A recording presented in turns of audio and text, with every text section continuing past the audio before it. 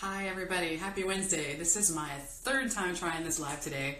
Hopefully third time is the charm. I've been experiencing some connection difficulties here in Kyle, Texas today. So my name is Elizabeth Gaines. I am an expert and a coach in burnout, and I really resonate with that exhaustion and that lack of creativity and that decision paralysis that you're feeling. And I want to help you connect back to that alternate version of yourself that is full of vitality and creativity and zest that you perhaps forgot even existed because it's so far back in your memory. So I work on connecting you back to yourself in 5 key areas. That's what my program is all about. And today I want to talk about a mindset piece that is a real game changer. I want to talk about anxiety. Anxiety is a really tough topic because it's very hard to define. It's very hard to see how it actually operates in your life. And it's really hard because we don't quite know what it is to see that it is operating in our lives and stop it and reset and figure out a better way to be. So I've spent a long time trying to figure out what anxiety is, and I'm hoping that I can speed this process up for you today by really breaking it down and suggesting some ways to get out of it.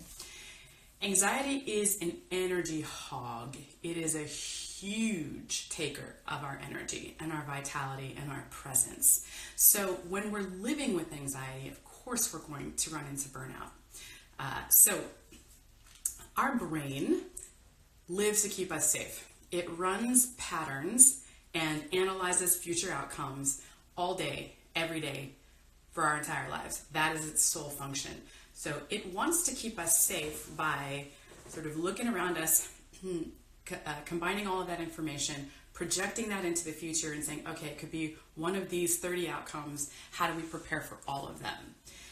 And so then if that is the algorithm and the equation that all of our brains are running, then we as human beings overlay on top of that the information that we're asking our brains to see when it takes in information and puts it through its equation.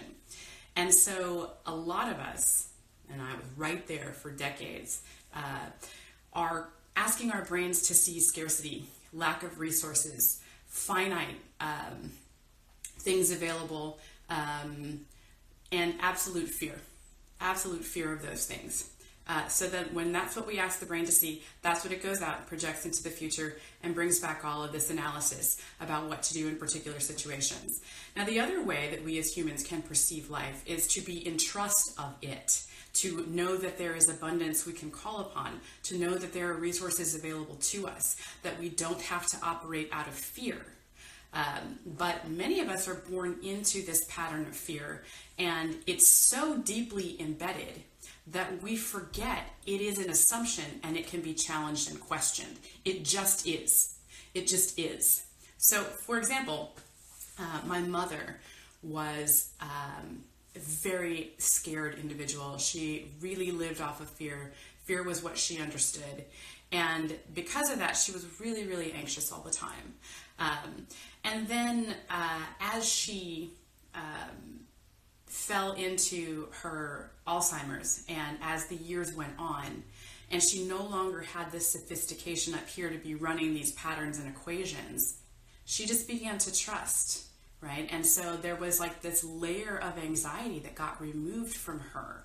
And that was a real lesson to me because I had grown up watching anxiety and I thought that was the way to be. And so what I learned from watching that experience is that anxiety comes from our fear concept of the future, because we are not in trust of what is going to happen. And we feel like the only way that we can keep ourselves safe is to control the future outcome.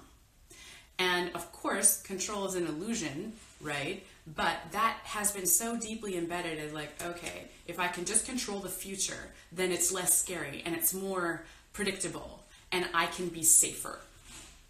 So I believe that our brains kind of coming from that fear mindset, look around and say, okay, here's the information available to me now. and I'm going to project that into the future. And here are the 47 possible outcomes. And we're doing that on a conscious level for things that we can see coming a long distance away, situations that we can see coming a long distance away. And we're doing that on a subconscious level. So these situations that might arise any second from now. So it could be like, how am I going to pay my taxes in 2019? Or it can be like, I'm in conversation with someone and I'm trying to predict what's coming next, right? So it's very subtle. It operates on all levels, this projection into the future. Now, I believe that anxiety, that feeling that we have that's so draining and robs us so much of that ability to connect. I made myself some notes here, so excuse me. I believe that anxiety is being caught between that overabundance of possible information, right, about all of the stuff that might happen in the future and everything that we might need to do to keep ourselves safe in the future, and a deficit of actionable information, right? Because we're here in the present, we're not in the future. We don't know which one of those realities will come to pass. So while we have this overabundance of information about what might happen, we actually can't do anything yet. We have no actionable information. And so then we're caught in this painful paralysis between wanting to act, because that's what feels safe, is to be in motion, to take charge, to control the outcome. So we want to act, but we can't, because we don't know which action to follow yet, because the future isn't here. So we can't be fully in the present, enjoying and connecting and feeling joy, because we're projecting ourselves into the future. But we're actually projecting ourselves into a million different futures, and we don't know yet which of those will come to pass, so we're stuck. We're stuck in this overabundance of possibilities, but an absolute deficit of information we can act on now. And that is anxiety. So we get stuck in this limbo between the present and a million possible futures, and we're not able to live fully in any of that world. So we're just in decision paralysis. We're throwing all of this energy away towards, how do I plan for this future? And we're missing our lives in the moment. And that is the cutting edge of anxiety. So what is the remedy for that? Yeah, so it took me a long time to come to terms with this. You know, when people say, in order to be, happy in the present and be grateful for things, like, you just have to accept what is. You have to accept what is. And I feel like this is a widely misunderstood concept. People take it to mean, if I'm accepting what is, then I can't have ambition. I can't build towards a better future. I can't, want to have a better job or more money, or be able to provide for someone, or be able to have this outcome, or be able to find my purpose. Like, I just have to accept what is. I don't think that's true. I think accepting what is means accepting this fundamental truth. We cannot control the outcome. We cannot control the outcome. So, control is an illusion. And accepting what is means that we choose to shed the illusion and live in truth. And that is the first step towards getting out of anxiety. So because I have this need to control, that is what projects me into these million different possibilities of the future. That's what leaves me in decision paralysis in the moment, is because I don't know which future is going to come to pass.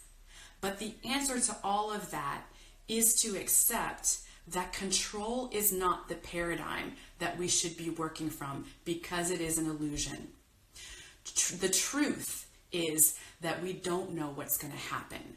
We can do our best to kind of plan for it, but we have to live in the present where our lives are happening, and not project ourselves into this vast abyss of the future where our present lives are empty, and where we can't actually connect and feel joy, and where we think that that's keeping us safe, but in actuality that is just an illusion, because we cannot control the outcome. I think that is what people mean when they say accept what is. We can want more for ourselves. We can want to better our situations. We can want to be more purpose-driven, we can have ambition. It's not about like, I'm going to be grateful for what I have right now and I don't need anything else. It is about accepting the fundamental truth that we're not in control of the outcome. So be here in this moment, and we will step into the future as it comes. And we learn to trust as we do that, that we're fully prepared to handle all of those possible situations, because every time they come up, guess what? We handle them. We're still here. We're still alive. Have we made tragic mistakes? Of course. Did we learn from them? Yes. Does that make us better equipped to handle them in the future? 100%. Right? But sitting and trying to analyze all of those possible futures doesn't change the outcome. It just robs us of the ability to be here now with each other. So I would love to know what your experiences are with anxiety and what you think of this talk. And if you want to talk to me further about anxiety and how to get out of it, I would love to talk to you. So feel free to reach out. Otherwise, have a lovely Wednesday. Bye, guys.